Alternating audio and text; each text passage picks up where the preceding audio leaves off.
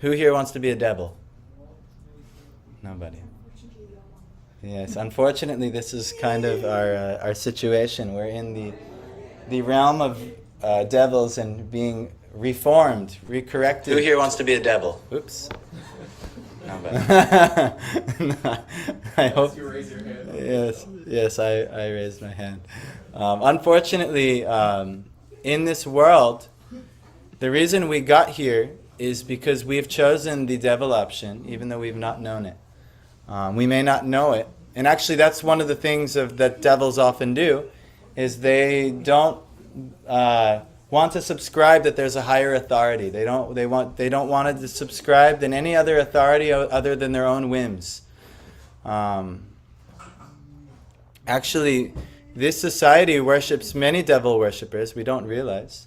But you don't, many of the musicians and things like this, they have all these hidden symbolism, the Super Bowl and all things like that.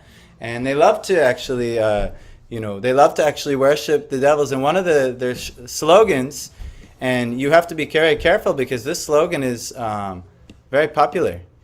You ever hear yourself like, treat yourself or follow your heart, things like that. This does sound good? Yes. Follow your heart. Just do whatever, do whatever you want, The satanic credo is do what thou wilt. And actually, this is God's great gift to us. He's given us free will. Everyone has a choice. Every single thing you do, you have a choice. You may not have a choice of the circumstances that come about. That is due to karma. But we all have a choice on how we react to the circumstances. Is this not? Am I off? Does that make sense? Yes, we all have free will. So what do we do about this? This is the verse I was going to do today. So we're going to start here. So we were talking the past few times about Jiva Tattva, where Krishna, he talks about in the 7th chapter of Bhagavad Gita that there is a higher truth. Is that Pavan? Come on in, Pavan. Welcome. So we had a nice arati, but that's okay. The deities are here, we're here. We're talking about Bhagavad Gita. Come sit down and enjoy. And then there's a free feast involved as well. Sit. Yes, no problem, Kani. That's good. Tell everyone to sit. That's very good. So Deidre, welcome. Nadia, welcome. Hare Krishna. So we were talking about, right? You guys remember? We were talking about Jiva Tattva, who we are. We are superior energy of the Lord, but what have we been associating instead of with the superior energy of the Lord? Maya. So Maya it was described what Maya is. Does anyone remember? What are some of the realms of Maya?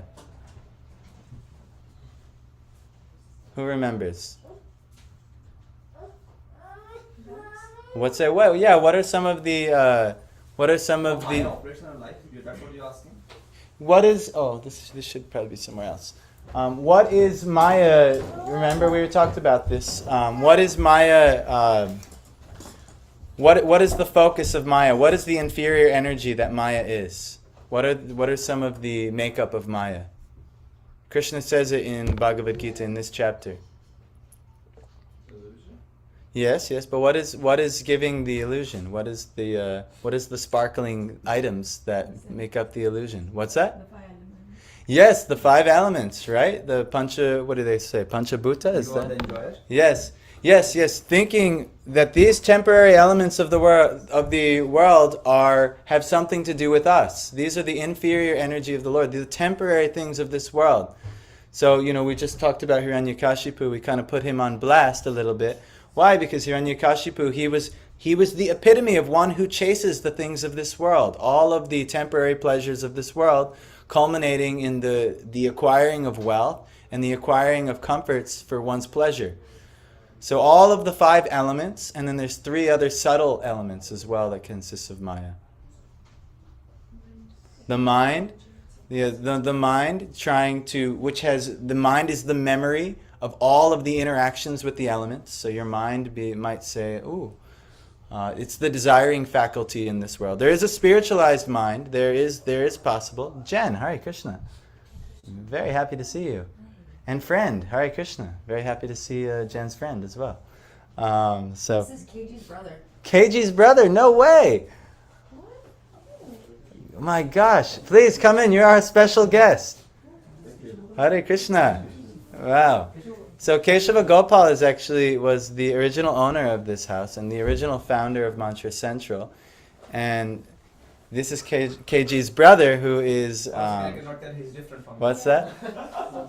You look just like Shlomo and KG. You're definitely brothers. Yes. So happy to have you with us. So this is amazing. Thank you for joining us. All right, so back to Bhagavad Gita, the realm of Maya, right? The 5 elements, the things consisting of the world and the senses that interact with the elements. You might be thinking, that's everything I know. Yes, this is the problem. Everything we know is Maya. We have to change what we know. We have to know something higher. And ultimately that's revealed to us. We have many great teachers, great gurus who reveal this to us. In Bhagavad Gita it's recommended we find a tattva darshana, or someone who sees the truth, and they can reveal to us the realm beyond Maya. But otherwise we're just associating with Maya, and we've done it lifetime after lifetime after lifetime after lifetime. So anything with the 5 elements, and then anything the senses of your body, there's 5 active senses, and then there's 5 not active, yes. There's 5 senses that interact with the sense objects. So you like, for instance, taste. Everyone likes to taste things. Tej, Hare Krishna. And my dad, Hare Krishna. Very good. Yes. Come on in, Dad. You're welcome if you want. Okay, no problem. Go to the bathroom. So anyhow, so we have the 5 elements, and we have the senses that measure the elements, right? Like, for instance, your eyes measure the light or the fire that's emanating in the world. The sun gives fire. It gives impetus for the eyes to be able to see. Without that fire element, the eyes don't work properly. And so on. Same with water and taste. Without the function of the water and interacting with your tongue, you have no sense of taste. So all of these elements but actually this is the realm of Maya. Why? Because Maya, what is the speciality of Maya? It's not that Maya is not real. It's not that you're not real. It's not that what we're seeing is not real. It's not that any of this is not real at all. What it is it's temporary. And so with it being temporary, it means it's also subject to being destroyed, which means it's not sat. Sat means truth, but also it means eternal. So Maya is a temporary truth. Like no one can deny when you taste something good that there's not some pleasure there. Right? You guys are all going to honor prasadam later, and hopefully they did a good job. And I even helped cook today because my wife is... You guys hear my son? Yes, because my wife is very busy with my son. And so like this. And so I was in the kitchen today. It's usually not my role, but I'm very happy to be cooking again. But anyhow... these are temporary things. Even my son is a temporary thing. He himself is a jiva. He is a superior living entity. He has an eternal function. But his role as my son and my role as his son, that's my father, by the way. These are temporary arrangements, actually, in this material world. So there is an eternal land, right? There's an eternal situation. The great seers, the great apostles, the great... avatars, the Messiah, like Jesus, and many other great personalities. No, it's okay. Connie, thank you for helping. Dad, he's telling you to sit, so you should sit down. Thank you. No problem. So, very good.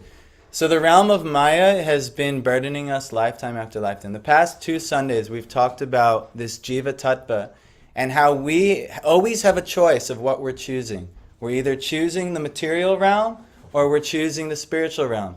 Jesus says you can serve one of 2 masters, and you will love the one and you will despise the other.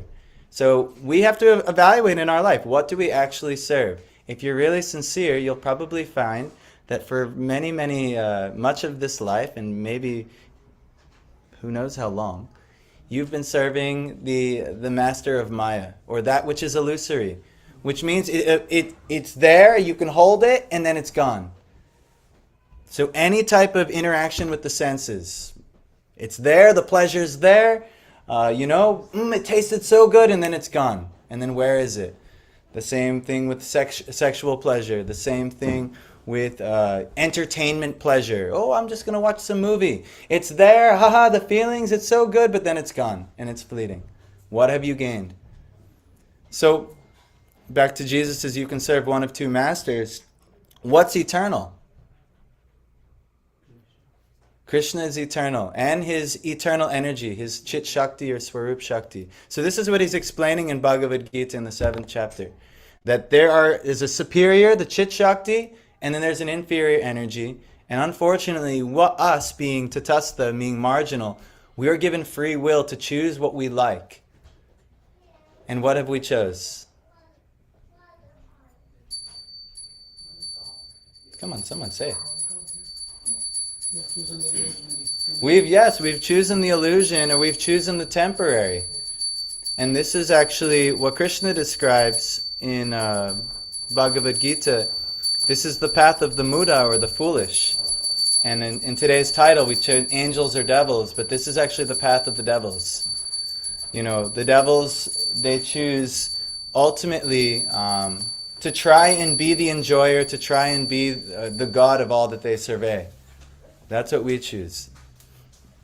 Unfortunately, but there is a superior God, that there's a superior function for us, and we should serve that superior function. How to do that, that's explained. You'll have to do some study. You'll have to meet somebody who actually has that information, that knowledge for you, and could relay that to you. We at Mantra Central, we have some gifted knowledge to us, so we're just sharing what's been gifted to us, but we're trying to introduce you to others who've been privy to this knowledge, and we have many guests coming. Actually, today we have our Diksha Guru. He was supposed to be here right now. I'm a little heartbroken.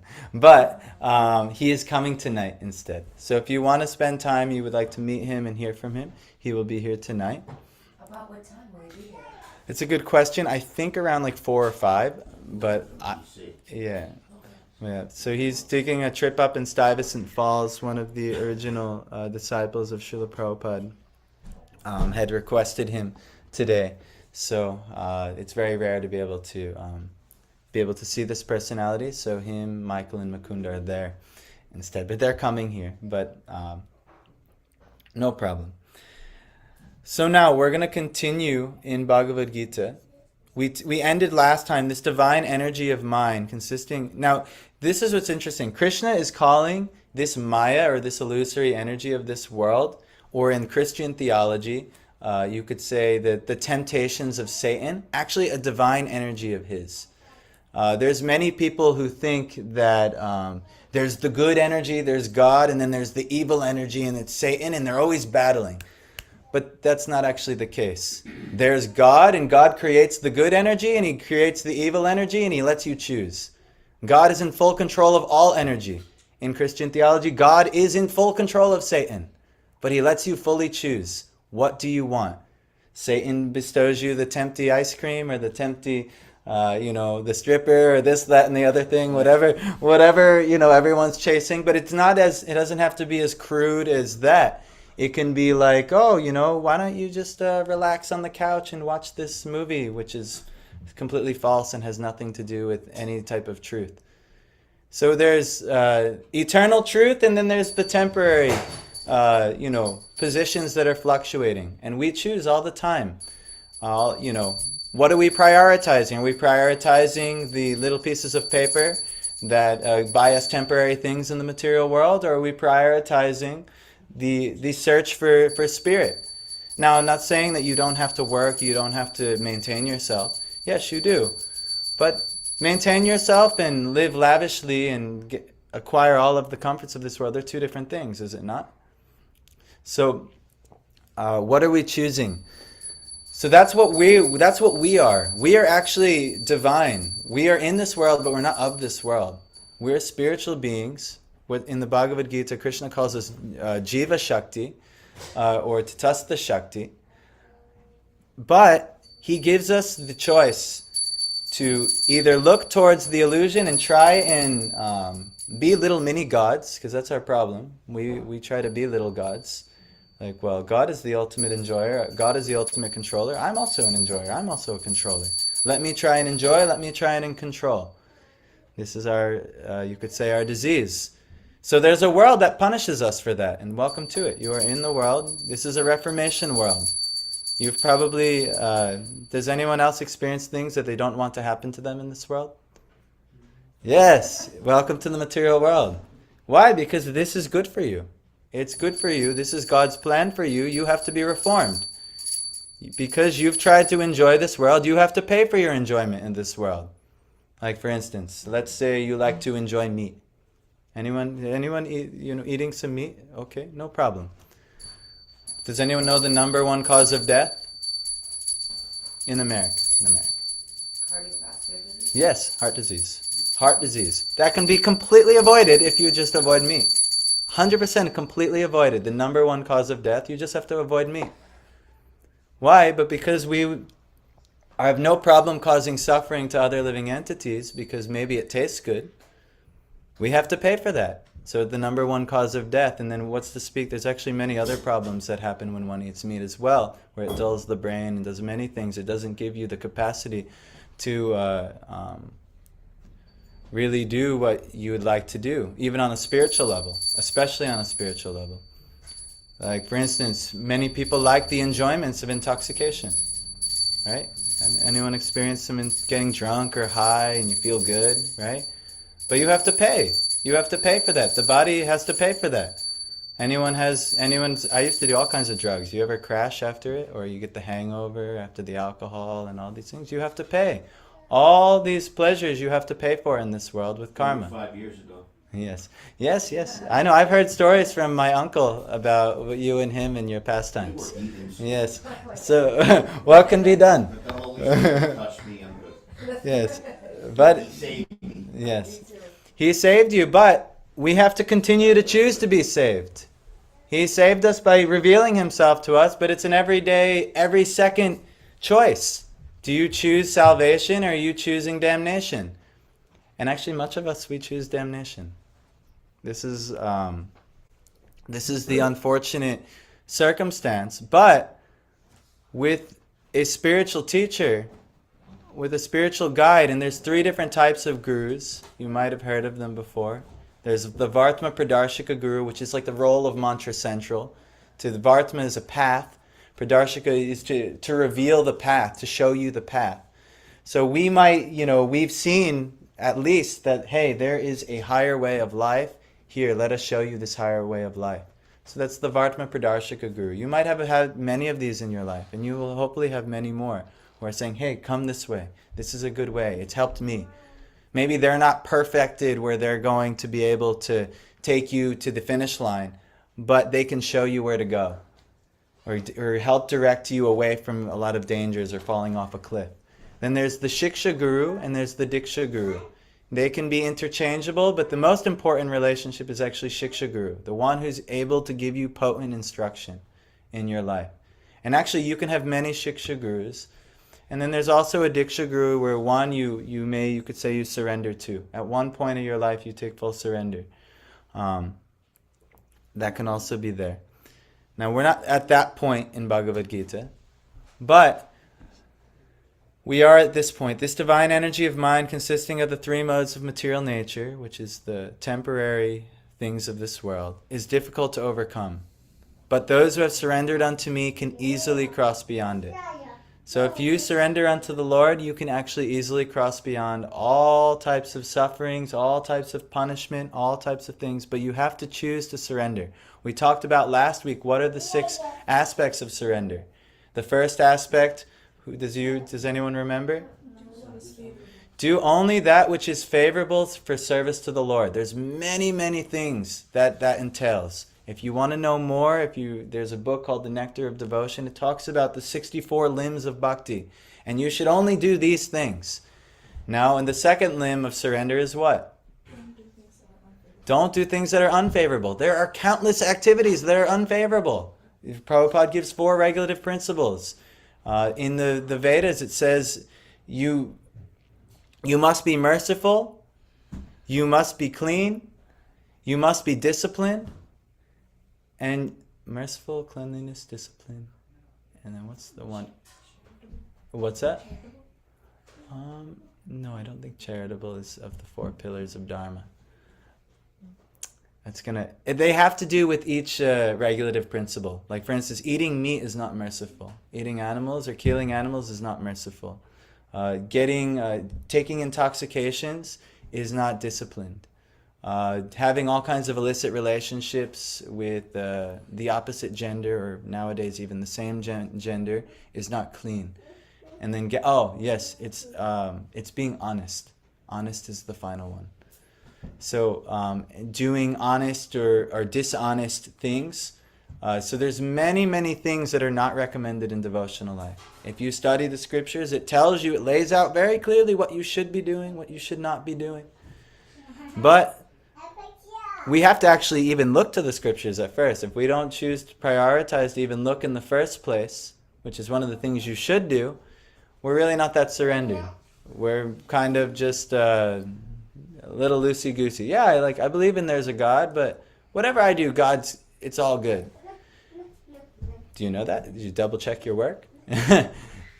You should double check your work, because you'll find that there's many things that maybe you're doing that aren't so pleasing to God. If you're sincere, you'll find there's many things that we're doing that is not so pleasing to God. But that's okay. But anyhow, so that's the second. Margi. Hi. Hare Krishna. Welcome. Very happy to have you. Please come. So this has been our problem. We've been doing things that are unfavorable, and we haven't been doing the things that are favorable. This is the pillar of surrender. Third, you should always have faith in 2 things. 3 things, actually. You should always have faith that you will be maintained. If you serve the Lord, you will be maintained. That's a huge thing for people. Many people say, oh, I can't make it. I have so much schoolwork. I have so much job work. I have so much this, that, and the other thing. I have no time to prioritize my spiritual life. You need to survive in this world. And actually, it's not that difficult to survive. Our basics can be pretty easily maintained. You do have to do something. It's not that you might have to even work a full-time job. No problem. But, there's an endless chase for money and for comforts, and you need this, and you need that, you need this. The Lord bestows all those things. He will maintain all those things. I've seen this in my life. I'm actually looking at a person who is directly connected to someone who, that's you, KG's brother. What is your name, actually? Grace. Grace. Yeah. That's a very nice name. We all need grace, actually. This is you're the epitome of mercy. This name, such a nice name. Mercy and grace. Yes. So I actually, through your brother, I received so much grace in my life. I maybe legally own the house now, but he's the mortgage holder of this house. And without him, me doing what I'm doing in my life, it's impossible. Actually, your brother was a huge aspect of grace in my life. So I'm here to tell you that. And you can please relay that onto him. But why? Because me and my wife, in some small way, we're trying to do something to share the teachings of the Lord, and that's what was ultimately attractive to your brother, because he also wanted to do that. So we hear many years later, this house is still operating under the grace of Krishna through your relative's grace and many grace, so much grace happening here. But if you surrender to the Lord, you will be maintained. That is, you have to have faith. That's an element of surrender. You don't have to, many people, they prioritize work first, work over everything, after my duties, then if I have time for the Lord. No, that's Maya. If you want the truth, the Lord over everything, the Lord first, the Lord is the only thing in existence, and you're just trying to chase little aspects of the Lord. It's like watering the root of a tree. If you water the root of the tree, all the parts of the tree will be nourished. If you serve, as Jesus' analogy, if you serve the one true master, the Lord, all of the other aspects, this is a dad, seek ye what? Matthew 6:33. Seek ye the kingdom of God and his righteousness first, and the rest shall be added to you. Yes. If you seek ye first the kingdom of God and his righteousness, all other things shall be added unto you. But you have to be surrendered unto God. You have to make that choice every day, every moment. What are we doing in every moment? So this is, and it's easy. We'll easily cross beyond the illusions of this world if we live this way. But is it easy to make that choice when we've been conditioned and everyone around us is conditioned to make the opposite choice? That's why it's so important. One of the favorable things, you have to have sadhu sangha. You have to gather with other people making that choice to help inspire you and remind you to make that choice. Lest you will be associating with people who make the opposite choice, and next thing you know, you'll be doing exactly what they're doing. So this is a pillar of surrender. The fourth pillar of surrender is what? Paloma? Hare Krishna. Hare Krishna. Hare Krishna. Nice to have you. If you guys didn't all hear our guru, he's coming tonight, and I apologize. He got detoured today, but he's coming tonight. If you guys want to hear from him. So we were talking about Jiva Tattva. We were talking about all of these, this section of the Bhagavad Gita where we're in, and we're going to keep moving through this. But we're talking about how to surrender unto the Lord. The fourth is what? He will protect you. We just sang the Nrsimha Bhajan about how the story of Nrsimha is that his demonic father, who was completely intoxicated with wealth and worldly comforts, had done nothing but, try and persecute his son, who was a devotee of the Lord. And so Prahlad, through every step, he trusted. Even right now, our little son, I keep calling. We don't have a name yet. We have a name, but we're not revealing the name until May 10th. You're all invited. You can come. But our baby son, his what was I saying about my son? I see it now. I get distracted with my. You used to say anything about your son. Now you're that. Yeah. No, I had a point I was gonna make. I was gonna make with my son, but now I lost it, and I got intoxicated with how cute he is. So anyhow. It'll come up to me. Is what we were talking about? We're stuck in confusion, yeah. Okay, we're stuck in confusion. Okay, yes. Oh, Nrsimha, protection, right? We're talking about protection. So we actually need the protection of the Lord, and actually we're always being protected by the Lord. At every step. We don't realize it, but we've always been protected. You would not have gotten through yesterday if you weren't protected by the Lord. But we don't have faith in His understanding. We try to lean on our own understandings as the biblical references. And then we, think, all right, well, I believe in this system. I got to work my tail off, or I got to go to college, and I got to do this, and then I got to make money, and then I got to get a house, and I got to do this. And you believe in that paradigm. We have faith. We all have faith in one thing. We either have faith in the way of the Maya faith, or we have faith in the way of the divine faith unto the Lord, or the divine energy. But if you seek ye first the kingdom of God, and meaning you do everything in your life that you can to seek God, you'll trust everything will be there. You'll be protected. I've seen this over and over again. It's a miracle in my life, in my wife's life, and even now our little son's life, that we somehow get maintained. Everything's fine. We don't live like kings or anything like that. But we're not like hungry. I actually have to make sure I'm on a diet, or else I'll really expand. There's no shortage of food. There's no shortage of enough resources. It always comes. So we have to trust that. That's an element of surrender, that if you do that which is right by the Lord, you will be protected. And then fifth, whatever happens is good. Have you ever heard this? Yes, even if you don't like it. It's good. Even if you don't like it, the Lord has provided. Dad, whose will be done? What do you mean? In the Lord's Prayer, whose will is done? Thy will be done. Thy will, meaning His will always be done. That is... You put your shield of armor on. Well, I use the name of Jesus. but Yes. if you want to use the springboard, you see, I put my shield of armor on every day, like that. And the belt of righteousness. No. Well, these are all these shields and protections are living by the Lord's ways. Yes. You know, when you put the shield of righteousness on, when you become righteousness, you're shielded, you're protected. When you act in a way which is pleasing to the Lord and you follow His divine instructions, like Bhagavad Gita, and you know even the teachings in the New Testament of Jesus and so on. When you follow the Lord's instructions, you're always protected, you're always maintained. No, there's no problem. Actually, you'll easily cross beyond this difficult world. Easy. But who's actually making that choice? Who's being reminded? Who's even putting themselves in a situation to be reminded? That's why it's so important to have sadhu sangha, to associate with those who see that truth. So that's why we're here. And that's why we seek out those also who can keep guiding us. We invite them here and so on. And then the last is when you do all of those things, you realize that you are a very insignificant little piece of the Lord. You know, something that's very important. One of the first Beatitudes are, blessed are those who are humble.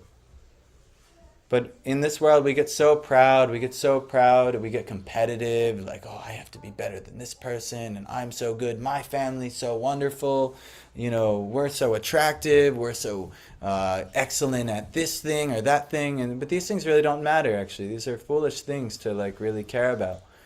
But actually, what's the recommendation of the Lord is to express humility instead, to realize our insignificance, to realize if even like look where we've all come from. If you just track back where you were maybe 5-10 years ago, you know, anyone who comes to the Lord, if you look back, like my dad was remarking, oh, we were heathens back then. Yeah, that's actually probably your natural position. You're completely overwhelmed by the energies of this world. So a person who realizes that, they're humble. They realize. Sometimes the Lord will touch you that way. He'll allow the enemy to hit you, like Ron was saying before. He's saying, well, why would he do that? Sometimes he has to, because he was created.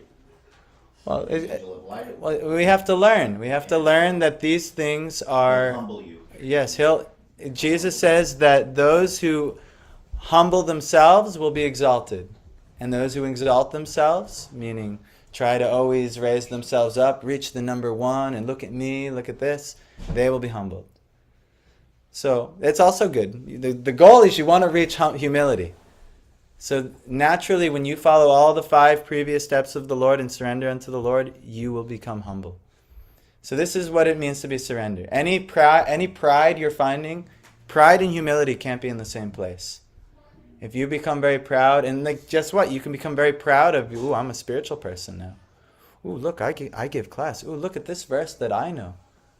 This is called pratishta. It's very dangerous. It's very, very dangerous. It's one of the 7 deadly sins. To become very proud, to think oneself so learned, to think oneself so saved, to think oneself so taken care of. Anything I do, the Lord will always take care of me. Well, one of the things He might have to do to take care of you is humble you, put you in a humbling situation. That's good. It's good, actually. So you have to trust all of these things. So this is actually the 6 pillars of surrender. And those who actually surrender unto me can easily cross beyond it, he says in Bhagavad Gita. Then he talks about the next type of person. Those miscreants, or rascals, who are grossly foolish, lowest among mankind, whose knowledge is stolen by illusion, chasing the temporary things of this world, and who partake of the atheistic nature of demons, do not surrender unto me. Many people think that the devils or the there's a really nice poem. It was written in the 60s, and some guy, he said, if I were the devil, and he starts listing all the things he would do that actually the people of this world have already done to ruin the world in many ways. And then he said the final one is, if I were the devil, I would convince the world that I don't exist overall. And actually this is the devil. The devil's, you could say, Sneaky. yes, the whole thing is that God doesn't exist at all, and nor do I. There's nothing spiritual at all. It's just hedonism. Just get as much money as you want. Get as much pleasure as you want. Just get as much pleasure as you can out of this thing. What do they say? YOLO, right? That's what they say. YOLO, like this type of mentality. That is actually what's talking about here. The atheistic nature of demons. Why are you worried about all that spiritual stuff? Why are you going to waste your time? You could get a lot more pleasure if you do this. What do you mean you're going to go do a bunch of spiritual activities? You can have so much more sex if you just spend the time, chase all the things you want. You can have so much more good food if you do this, this, and that. If you just get more money, you can have all these things. You can buy your happiness. Jesus was tempted. Yeah, The same way. we're all tempted. Everybody's tempted. This is the lower energy of the Lord. He gives us these things. Remember, God is controlling all of it, and He gives you the choice. You're going to choose the lower thing. You're going to choose to try to be God. That's what this world is. It's a world where people try to choose to be God. So anyhow, Jesus, he says you can serve only one of two masters. You can serve God or you can serve mammon. Mammon is wealth, and wealth buys you all the other things of this world. So many of us, we're choosing the other thing. We're trying to buy our happiness. That's why we're working so hard in school to get the right position. That's why we're, doing this, that, and the other thing. Many of us, we have to, establish ourselves. Career. I have to have all my pleasures, my family, my house, my this, my that, my this. But where is there room for the Lord? There's no time for the Lord. That's the atheistic nature of demons, who do not surrender unto the Lord. So their knowledge is stolen by illusion instead. And then they go deeper and deeper into darkness in this world. And the people that rise to the top, like the Elon Musks or the I don't want to get political, but all these rich people, and they think that they're on top of the world. But actually in the eternal span of time, they're at the lowest. I think, what is it? Jesus says it's harder for a rich man to enter the kingdom of God than it is to thread thread an elephant through the eye of a needle, or a camel through the eye of a needle. Meaning, if you're serving wealth and chasing wealth, it's not for you. You don't get it because your knowledge is stolen by illusion, and you're chasing the exact opposite. We're the little. I get one scripture for you. I don't want to cut you off. Please tell me, Dad. And it would be Philippians 4:19. My God shall supply all my needs according to His riches and glory. That's right. So needs, but not wants. That's what a spiritual person does. We go to work too. People go to work. We have to maintain the bills. We have to do so many things. Even myself, I'm now become I don't know. You saw that lady was coming down with her suitcase while we're doing arty and things like that. Yes, we have to maintain ourselves. We're renting the rooms, all these things. It has to be done. But what is it for? Just enough. So that as long as we can do our spiritual activities, it's good. Otherwise, it will lead us further and further away from the Lord. So now he talks about in this verse, because I will forget to do this, and I'm remembering right now. I'm just going to chant a quick prayer, and I'm going to request the blessings of the gurus before I continue into the new subject matter. So just please, and ultimately the Lord's messengers lead us to the Lord, and so we're going to seek their blessings. Om Jnana Timirandasya Jnananjana Shalakaya Chakshurunmilitam Tasmai Shri Gurave Namaha. Namo Vishnudaya Krishna Krishnaya Bhutale Srimate Bhaktivedanta Swami Niti Namine Namaste Saraswati Deve Gauravani Pracharine Nirvishesha Shikari Pashatya Nishtharine Jai Shri Krishna Chaitanya Prabhu Nityananda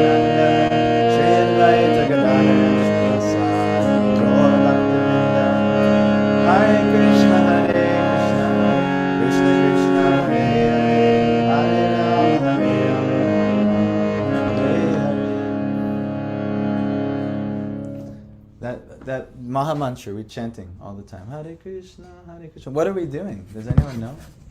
Why do we say that silly sounds? Why are we doing like this? Someone tell me. Why are we doing like this? Oh wow. I must not be doing a very good job of Ramayan. The Lord. What's that? It's pleasing to the Lord. It's pleasing to the Lord, yes. But it's the Lord's name. We're calling to the Lord. That's what we're doing when we're chanting the names of God. We're calling the names of the Lord. And actually that's what it means to surrender. To surrender, you're always choosing to go towards the Lord. So naturally you'll call the Lord's name. You'll pray. So that's why we're always chanting the Lord's names. This is a call to the Lord. Like I know we're doing our arati and we're chanting Hare Krishna, Hare Krishna. Like what are they saying? What does that mean? Why are they doing like that? What are these people crazy? And even sometimes you might catch us in private and we're just like Hare Krishna, Hare Krishna, Krishna Krishna, Hare Rama, Hare Rama. You're like, what are they doing? Why are they doing like that? Why? This is actually to try and surrender to the Lord. Now, that being said, we're not always so mindful. Sometimes we have a practice, like a sadhana. It means like, all right, well, I'm going to do this amount of times throughout the day. But the reason you practice is so that you try and shift your consciousness, because our consciousness is so much caught up in money, money, money, sex, sex, sex. This is pleasure, pleasure, pleasure in this world. Things like this, that this is what our mind has always been going towards. So now we're trying to buck the system. We're trying to override it. So we're like, all right, instead of putting that in our consciousness, let's put the Lord's name in our consciousness, which might remind us of what He looks like, what His pastimes are, what His activities are, what His instructions are. All of these things. Kind of says go in the closet. Matthew 6:6. Yes. Go into your closet. Shut your door. It has to be a lone place. Keep it dark so you can concentrate on it. Yes. Actually, that is. There's distractions in the world. There's too many different distractions. Yeah. Yes. That is very much recommended to do our proper personal meditation. It's recommended to be alone and to and actually have a private calling of the Lord. Actually Bhaktivinoda Thakur, he said, if you don't have a closet, you can just cover your senses with sheets, and you can just sit there like a little ghost, and really, anything, no problem. But you have to choose to surrender to the Lord. And these are the 4 types of people who actually surrender to the Lord. And actually, this connects to Jesus' Beatitudes. The blessed are these people who are suffering in these ways.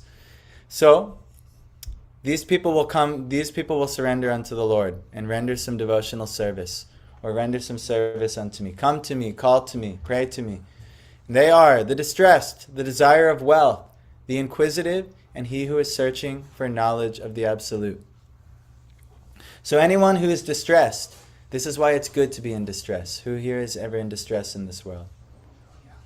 It's not some great attack by Satan. It's not some, very, very unfair thing. Why could this happen to me? How could this happen to me?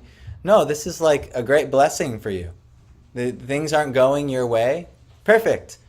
Now you can surrender unto the Lord. So that's why this world exists the way it does. It will continue to give you distress until you finally make a good choice. Like we have to pay for all our pleasures and all our pains as well. Everything we do, every action we take. The only way we can be free to that is through the Lord's mercy, through the Lord's grace, actually. So this is the only way. But anyway, the distressed people, eventually they come to the Lord. Eventually, when you have enough distress, Bhaktisiddhanta Saraswati, Prabhupada's guru, he often says, blessed are those whose path is beset with thorns. So if you have thorns and obstacles and distresses on your path, is that just me or anyone else? Everyone? Yes, Margie also is having. Ooh, look how blessed you all are here. Yes, it's good. The distressed person, they can surrender to the Lord. The person where everything is given to them with a golden spoon and things like that, they're just too intoxicated. They will forget about the Lord. Inevitably. They have too much blessing. They're too blessed to be stressed. Actually, they're not blessed at all. Really, they're not blessed at all. Because they're completely they're completely saturated in Maya for whatever reason. They've built the karma that they can get that in this life. But ultimately, no distress means no, this is impetus to go to the Lord. So if you're distressed, yes, Ben. I was just going to say it might be worth bringing up Kunti. Yeah, I mean, Queen Kunti, her prayers in the Bhagavatam, her life was just nothing. She was a great devotee. She was literally the aunt of Krishna, the avatar of the great, the Krishna himself coming to this world to reveal like his position to the world. And she was his aunt, but just suffered immensely. Her sons suffered and were persecuted just over and over and over again. But at the end, when the Lord was there to save her every step of the way, and then finally because all the distress was over and he was leaving her and her sons, she was praying for all that distress over and over again, because that distress is what brought her to the Lord and her sons to the Lord over and over and over and over again. So that's very nice. If you read the Bhagavatam, you see she prays for calamity over and over again. Are we of that level of devotional caliber? We're praying for calamity? No, we're praying, please make this calamity go away. Please make this calamity go away. Please fix this in my life. That's fine, but it's not as good as Kunti. Kunti praying, she understands how beneficial it is, because it's pulling her closer to the Lord. Thank you, Ben. The desire of wealth, that's also a type of distress. It happens. We get broke. We're like, oh man, I don't know what's going to happen. I don't know how we're going to make it through this whole arrangement. Who's happened? I remember right before me and my wife got married, I think I had, for the first time since I was like 18 years old, I had like less than $300 to both of our names. I was like, oh my God. Like, what are we going to do? But actually, it was a great impetus to surrender to the Lord. And then the wedding came, and relatives help, and so many things, and like that. But this happens. The desire of wealth, they will come to the Lord. So blessed are those who are not doing so well financially. You have a good ability to come to the Lord. That's why all the students, you guys, come. That's where Philippians 4:19 comes in.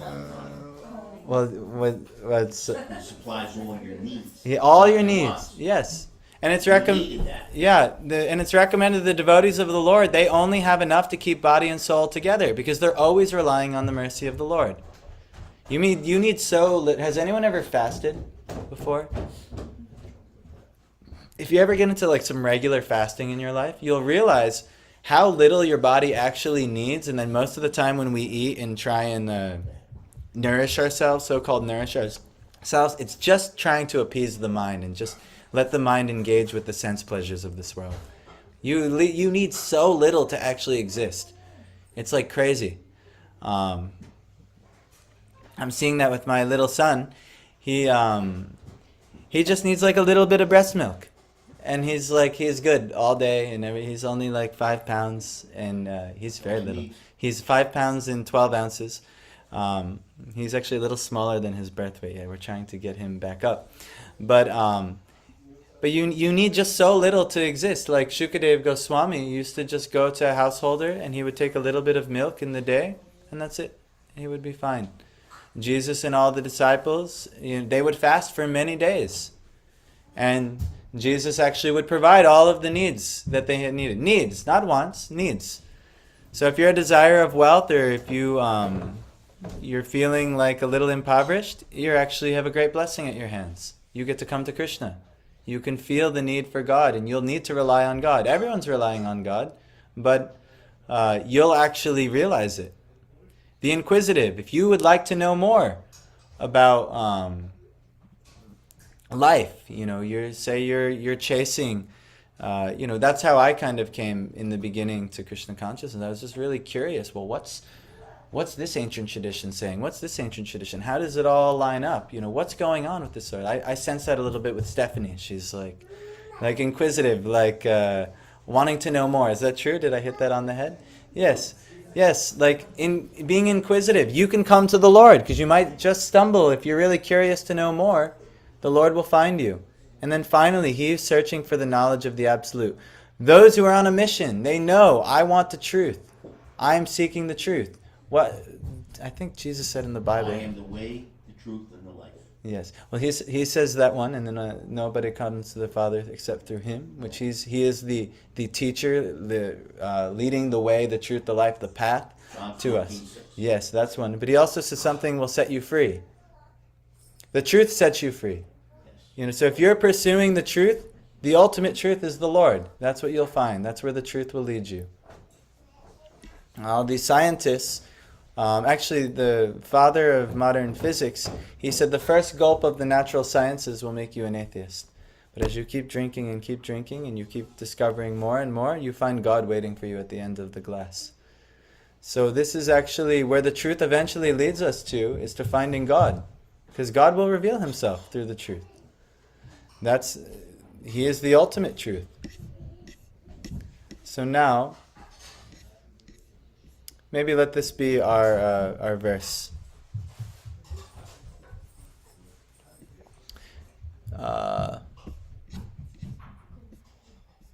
They're all kind of good. I wanted to...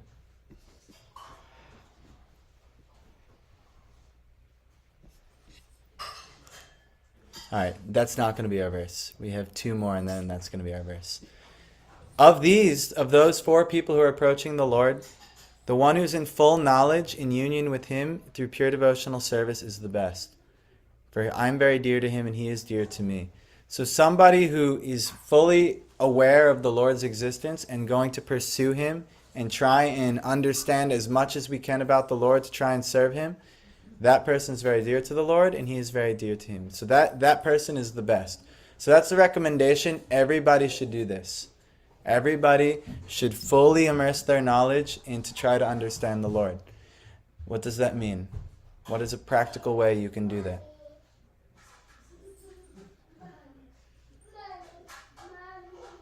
What do students do? Study. Yeah, study. You should study. You should spend time trying to seek the Lord. So, what is the ultimate foundation of how you approach the Lord? What does he provide for you to study?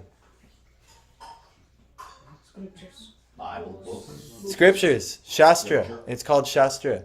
We should any guru, any bona fide guru, anyone who could lead you. There's a verse in the Bhagavatam that tells you what a guru is.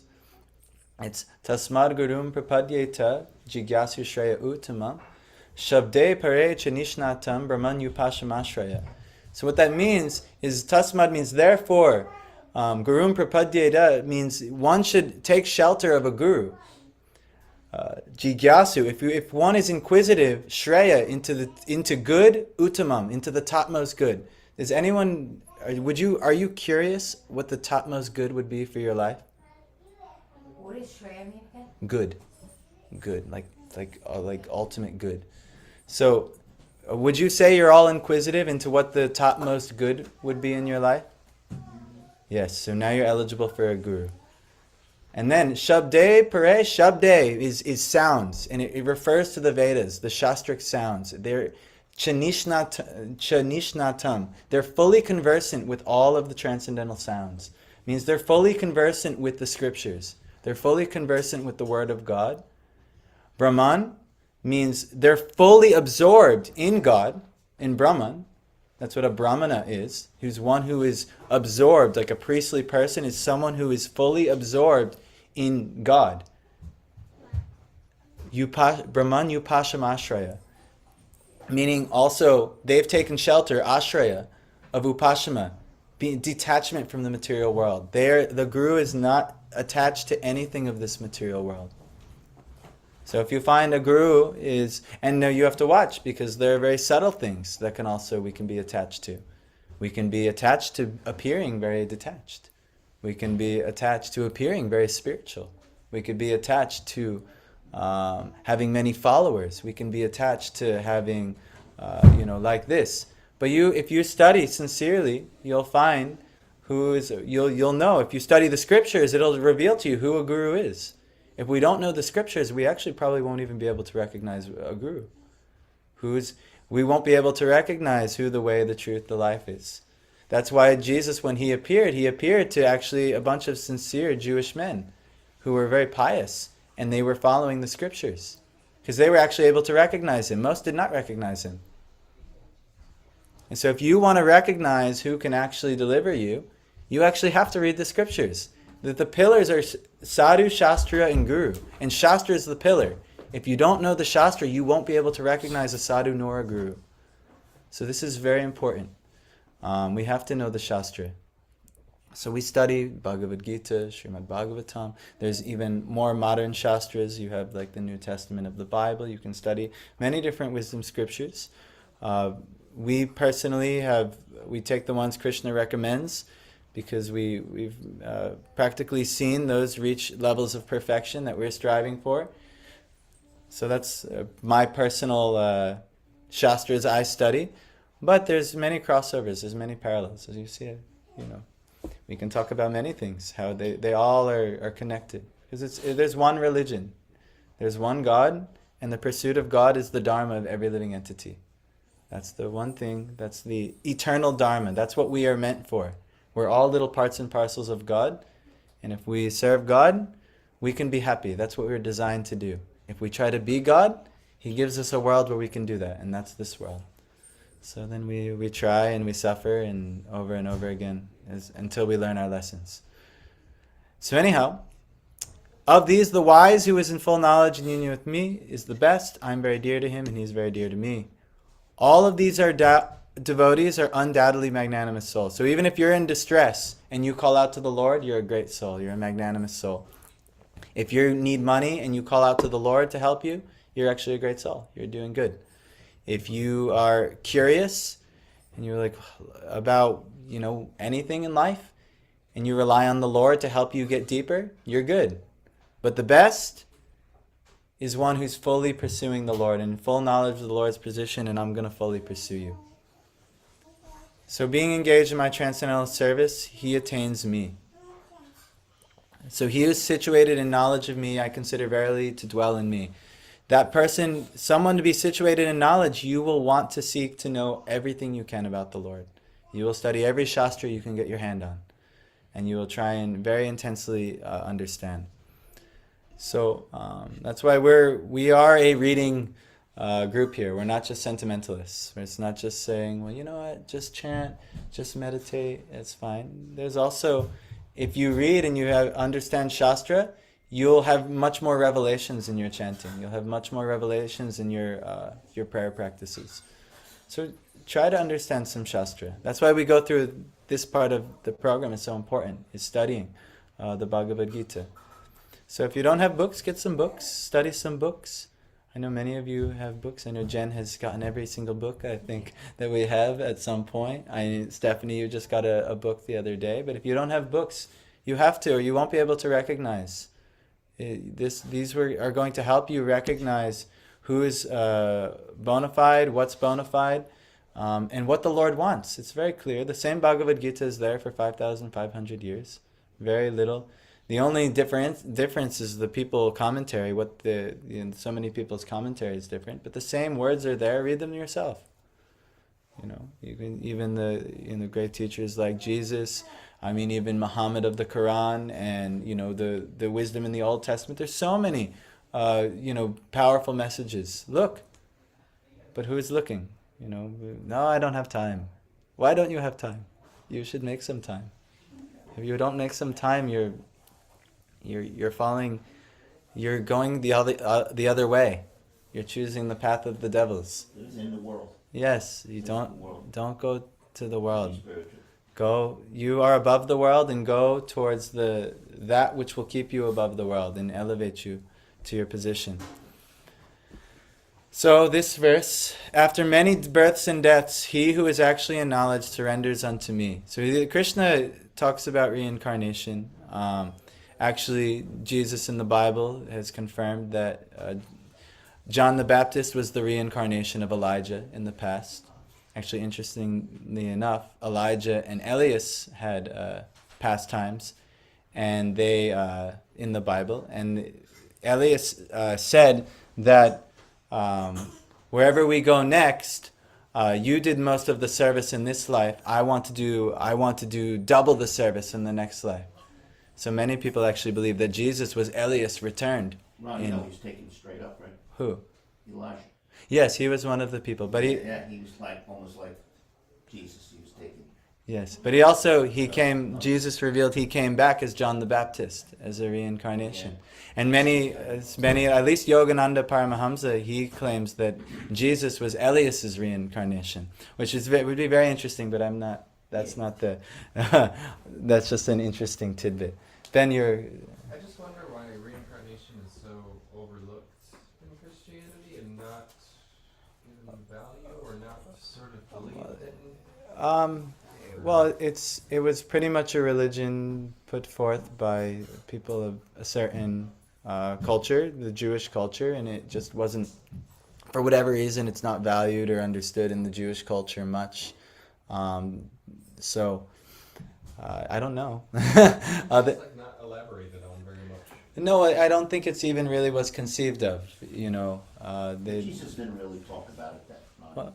Well, he talked about one instance with Elijah, John the Baptist being Elijah's reincarnation, but he definitely didn't elaborate on it. I don't think he really spoke Yeah. about it. So, but because it's not of the topmost importance, I you know. mean, with the two thieves on Yeah. the other two crosses, he didn't say you're going to be reincarnated. Right. Yeah. So it's a touchy thing. Yeah. Well, it wasn't. It's not so important actually. It's not so important because whether you're taking births and deaths in this world, it's akin to like hell. You're gonna just keep suffering in this world over and over and over and over and over again.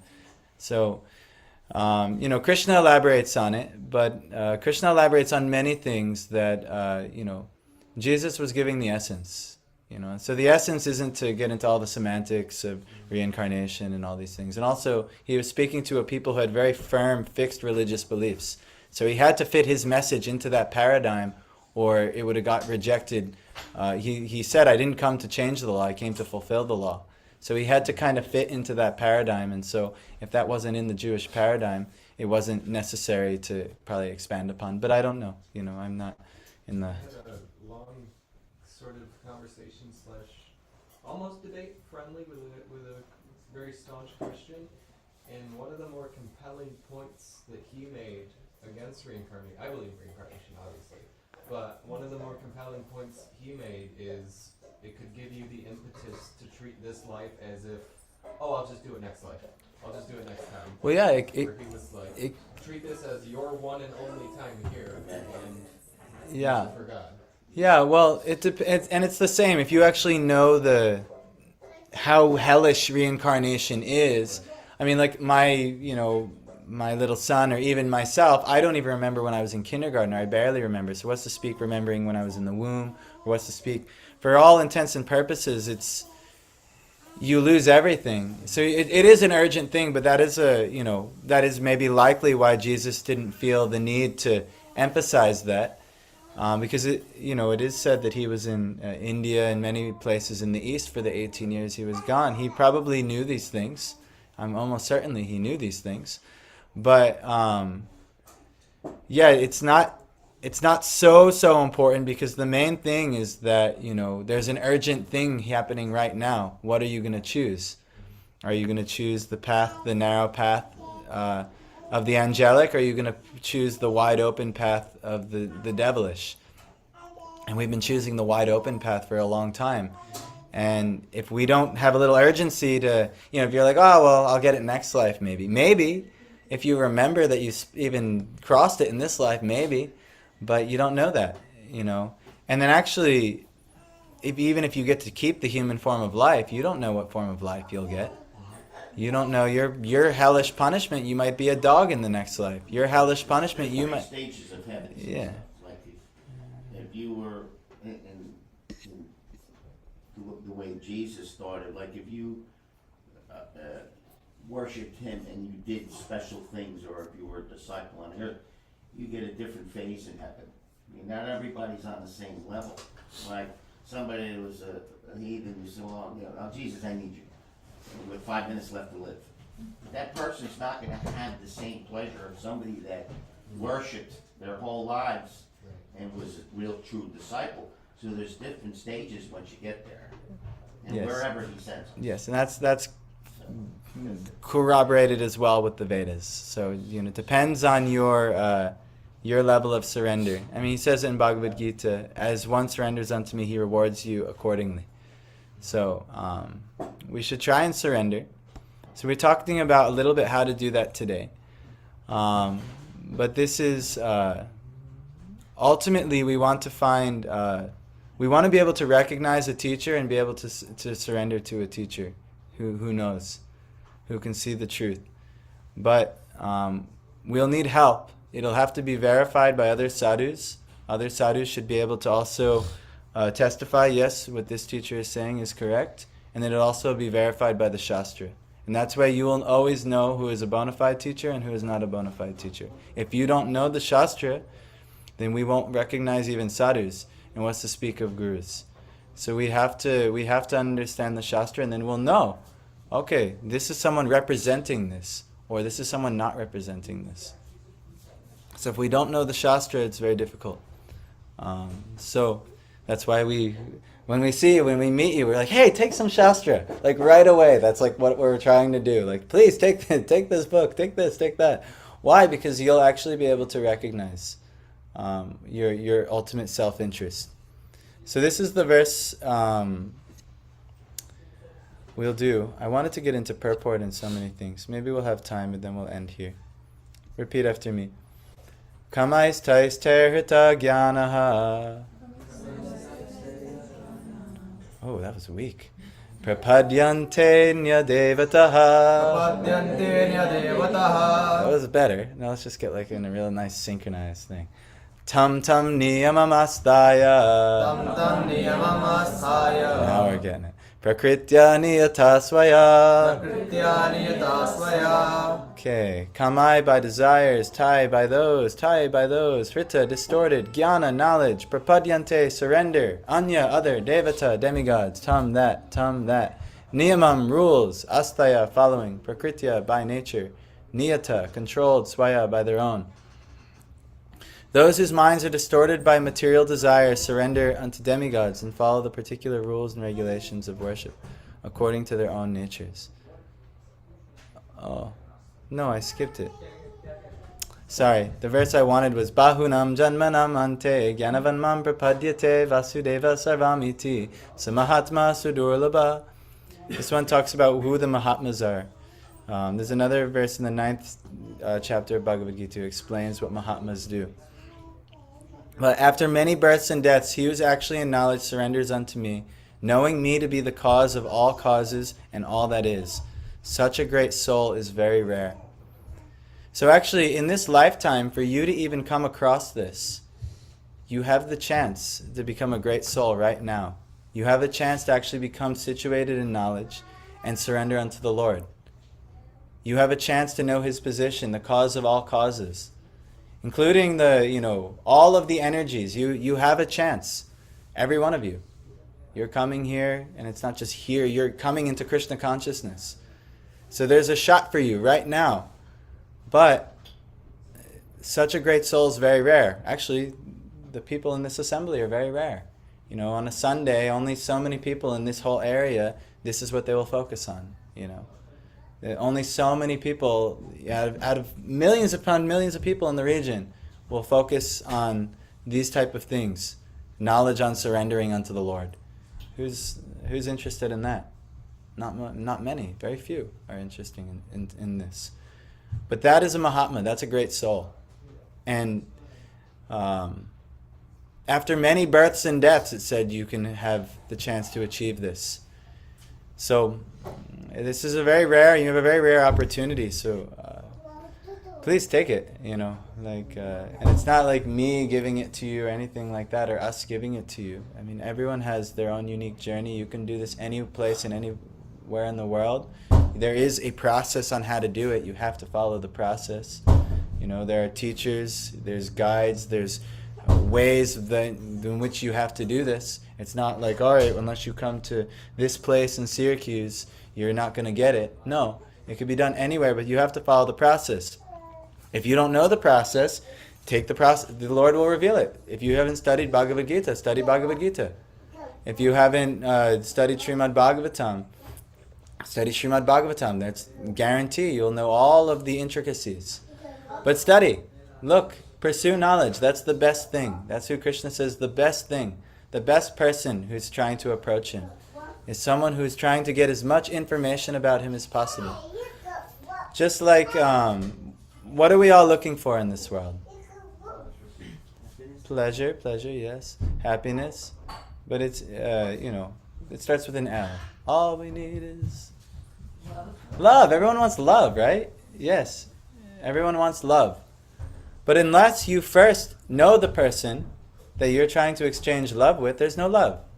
How can you have some blanket love for someone you don't know?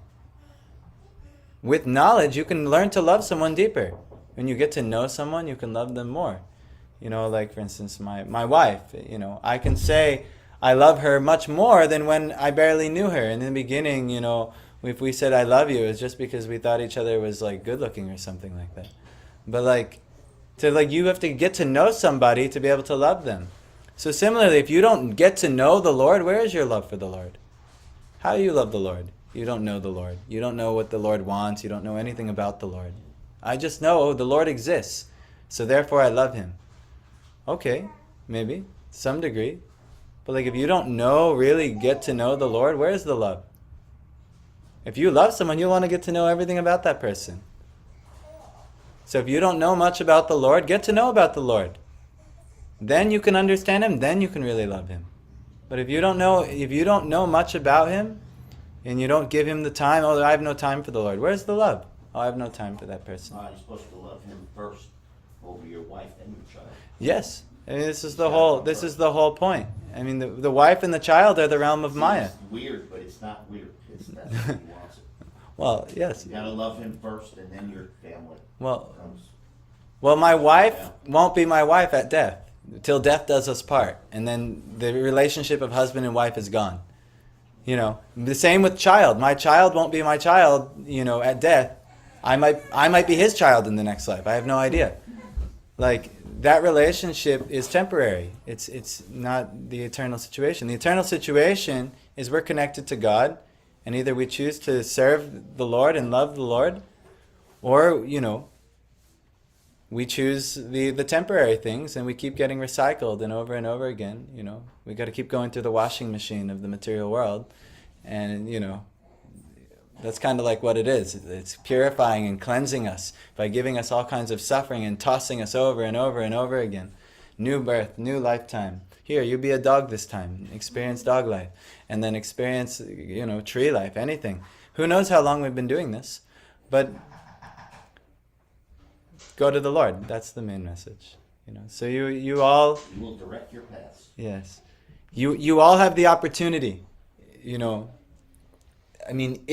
it's best to associate with other spiritual practitioners. The number one thing in the Christianity, they would say fellowship. How important fellowship is. In Gaudiya Vaishnavism, sadhu sangha is emphasized over and over again. By Srila Prabhupada, by all the scriptures. Lord Shiva in the Bhagavatam, he prays over and over and over again. Just put me in the association of your devotees. But we, a lot of times we take it for granted. Or we find fault in the devotees, or we, they're not. If I didn't trust in the Lord to bring him into my life in 1987, you would not be here with him. No. Yeah. It's all connected. See, that's what people don't see. That's the blindness. That's where blindness comes in. I was transformed by the Lord. Yes, but actually you were transformed. Delicatessen. Yes, he was transformed by a servant of the Lord. Yes. The Lord didn't just randomly empower you with shocks of energy and now he's enlightened. He sent you a messenger, a servant. Yeah, so that's how the Lord comes. He comes through his servants, and that's why he sends. He gives his servants lots of opportunities. Right? Yes, I don't remember him well, but yeah, he was small. but I remember something of he had Beavis and Butthead in his deli somewhere, and I remember that. but anyhow, I'm not talking about Beavis and Butthead anymore. So yes, is there any question? Any question? We had lots of comment in the class. Any question before we go? And we end. Rishi, good. So you say we should surrender to God, but what is the way to surrender to God? What practices or what things should be done?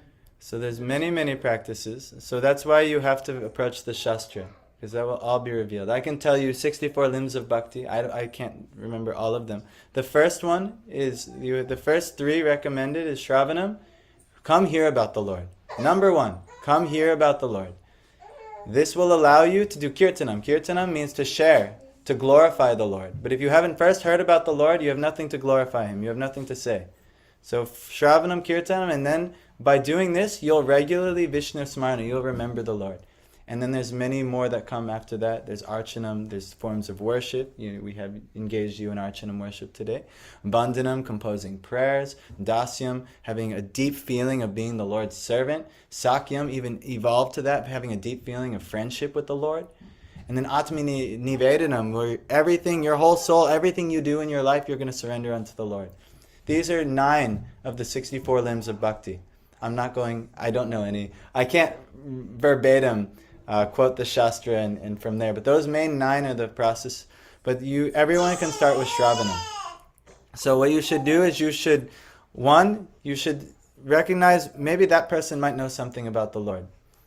Okay, if you come across that, well, he seems to know this scripture, he knows this, you should try and hear from that person. Try and hear about the Lord from that person, or approach the Shastra at least, and try and hear the Lord. What are the Lord's teachings? What's the commentary? Like Srila Prabhupada's Bhagavad Gita, you can understand. And then, naturally, that will bring you to live association. You'll get the good fortune of devotee association. And then from there, the devotees will engage you. They'll help you. But the first is you should try and find devotee association. If you're not finding devotee association, there's just something a switch hasn't been flipped yet. Just for whatever reason, you haven't valued it or you haven't understood its great value. And maybe you think you'll do better alone. But the Shastra says this is not recommended at all. So anyhow, you're living example of that. You were living here with the devotees, and then you got a job, and then you went over to Buffalo and Tesla, and now every 2 weeks you come back to stay with the devotees because you're realizing that it's very difficult alone. And we're very happy to have you again. So thank you. I'm glad it's that 2-week period where you're back with us for a few days. So he is a really interesting work schedule Krishna gave him, where he works very intensely for 3 or 4 days a week, and then he has a couple days off. So he comes with us on the couple days off on the longer weeks. So we're very happy. But anyhow, these things are all available to you. If you haven't read, if you're not reading, take 15 minutes a night, 10 minutes a night. Just read something from Krishna. You have time. I promise you have time. If you don't have time, you're not prioritizing something in your life. You have time. This is of the utmost importance. This is how you surrender. If you don't know what is favorable and what is unfavorable to bhakti, you'll make mistakes. So you can't do the first parts of surrender. You have to know what is favorable for bhakti, what is unfavorable. So you have to learn about these things and then approach those who know even better. So please, I humbly request you. Does this make sense? Does anything not make sense? Yes, I'm getting a lot of nods. Indian nods. Yes, Indian nods. Oh, very good, very good. I can't wait to see my movie later. No problem. I don't care. I can't even micromanage my own life. So, but anyhow, please take this seriously. I mean, the other option is you just keep having a very difficult time in this material world. You're guaranteed to have difficulty here. It's not easy for anyone. Even look now, Elon Musk, who's the richest man in the world, look at how much he's suffering with all now. Most of the public hates him because all the other rich people are now against him and certain things like that. It doesn't matter who you are.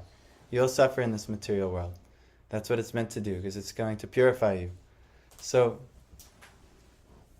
take the process. Take the process to easily cross beyond all difficulty. Just learn how to surrender to the Lord. But it takes work. It means you have to make an endeavor. You know, the Lord's mercy is there. He's giving you the mercy. How you even found out about the Lord and this and all these things, everyone is so unique how the Lord is. He came to my dad in a deli. Who would have thought he'd come in a deli? But like a delicatessen owner. And he wouldn't, my dad. I wasn't even going to go there that Yeah, day. yeah, and he wasn't even going to marry. It's the Lord made me go in that deli. And he asked me how you doing. I said, I'm not doing too good. I said, it says you have the Lord of your life. You have the Lord in your life. I said, well, I don't know. He says, come into my office. I'm gonna pray with you. And he prayed with me in the back, and it was like hot lava. It went right over my body. It was a piece of the Lord. It was Jesus. And you know what? My life changed, and you know I got more closer to my wife. And you know, we married. I had this guy. Yeah. Yes. Actually, he wasn't where he was at. He wasn't thinking of marrying my mom. He was thinking And probably would have stayed in the same, not transformed by the renewing of the Lord in my mind. I would have stayed in that transformation. I probably would have broke up because I was indecisible. But I think once the Lord gave me that wisdom, everything started coming together when I did get married. And because my old ways, I don't think I would have done it. I don't think you guys would have been here. I think so. That's like the puzzle. That's where it's all connected. And then when Ron had the baby on Good Friday, you know, Yes. Yes, the baby did come on Good Friday, which is very nice. there's Actually, 365 days in a year, and that baby had to be conceived the proper way and had to be born on that day. That's not a coincidence.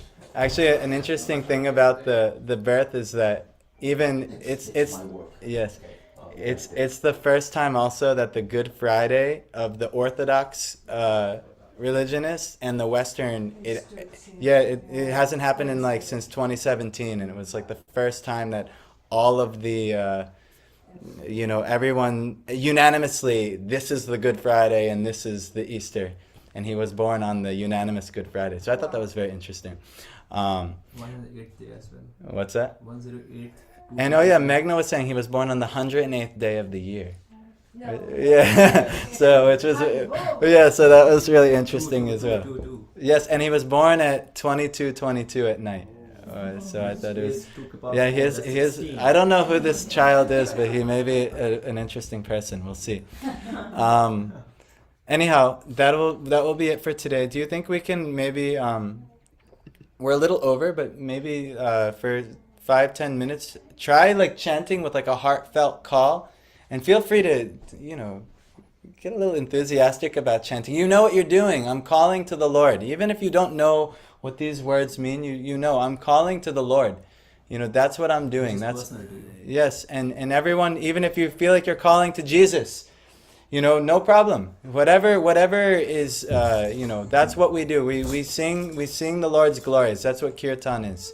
So these names describe the Lord. Hare is describing. There's a lot of esoteric levels here, but I'm going to give you just like level 1. Okay. Hare is describing the all-merciful aspect of the Lord, who will take away all of your suffering, who will take away all of your misery, who will take away all of the, dirtiness in our hearts. That's what Hare means. There's a feminine aspect of that, but I'm not going to go there yet. We're just going to start level 1. Hare. Krishna means all beautiful, all attractive. If you want to see the Lord's beauty, if you want to see real beauty, if you want to see real love, that's what Krishna means. It's a name for God. It's the bestower of all levels of attractiveness and beauty and love. And Rama, if you want real pleasure in your life, Rama is the source of all pleasure. This is another description of God, how pleasurable the Lord is. So we're chanting these names of God, understanding all of these qualities of God. And then there are many, many more intimate levels of what that means. But for right now, level 1, this is a good place to start. So we can all chant with some level of sincerity. So can we try for like maybe